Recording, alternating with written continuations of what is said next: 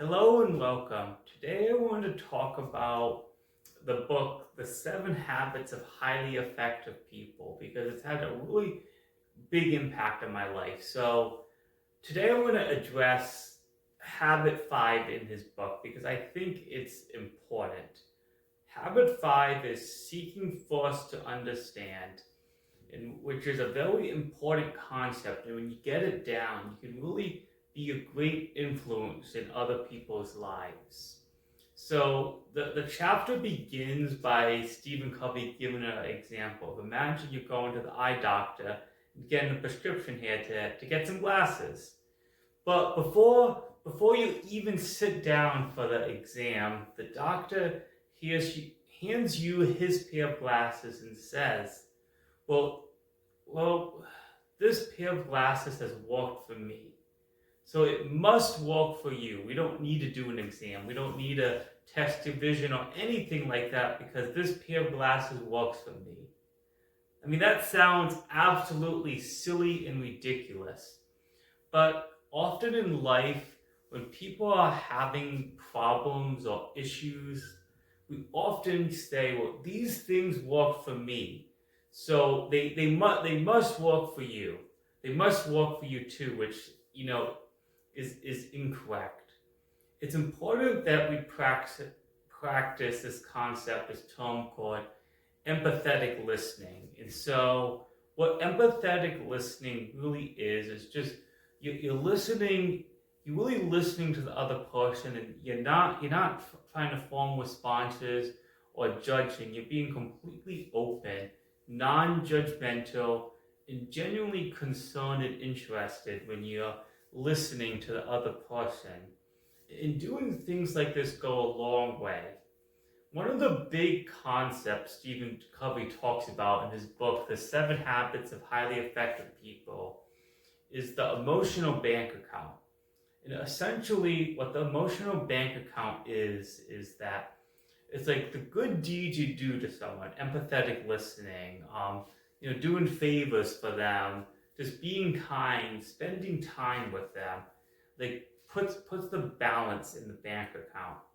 The things that withdraw, autobiographical responses, as I'm going to get into very soon, judging the person, not making time for them, blowing them off. Like these things create withdrawals in the account. And so when the account is overdrawn and you keep making withdrawals, that's when the relationship is just, it's on bad ground and you have a bunch of issues.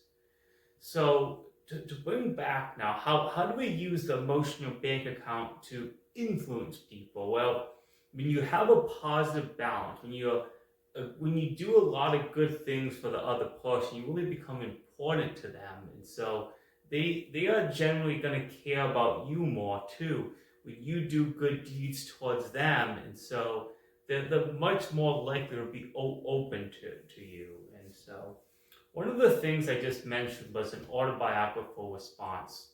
What is an autobiographical response? It's really listening to something and just immediately like thinking how it applies to you. Well, I went through this. Well, this has happened to me. I'm sure, at a point in our lives, maybe when we were talking to our parents and describing an issue, I think oftentimes parents can give these autobiographical responses like, for example, like say you don't want to go to college, right? Say you want to be an auto mechanic and your parents are insisting you go to college, right? And they're like, well, son, when I was your age, your grandparents gave up so much for me to go to school and it was so important. Like I would do anything for that opportunity. You need to be grateful, right?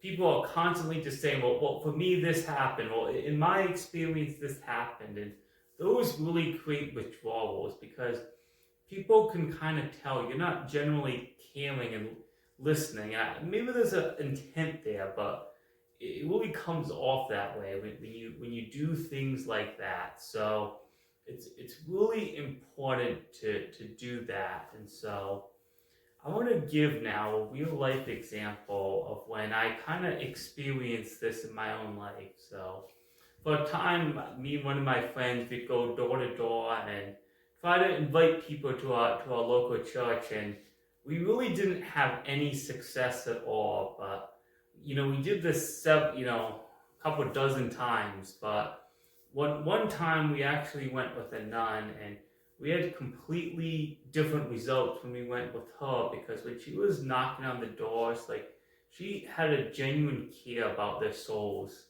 in her heart. Like, did you see the sacraments, and really cared about their soul, like, were they going to heaven? And it really had a really profound impact on me. It really caused a paradigm shift.